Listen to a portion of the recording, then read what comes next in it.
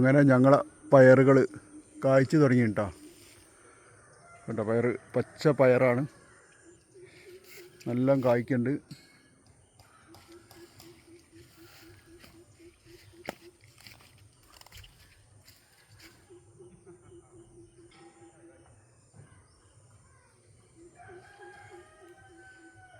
ഇത് പാടത്തിൻ്റെ ഏറ്റവും സൈഡിലാണ് ഞങ്ങൾ ഉണ്ടാക്കിയത്. വത്തയ്ക്ക് വെള്ളരിക്ക ഉണ്ടാക്കിയതിൻ്റെ സൈഡിൽ അതിലായിട്ടുണ്ട് പയർ തൂങ്ങണ്ടല്ലേ. പക്ഷെ അതിലെന്ന് വെച്ചാൽ കുരുമ വന്നുപോയി.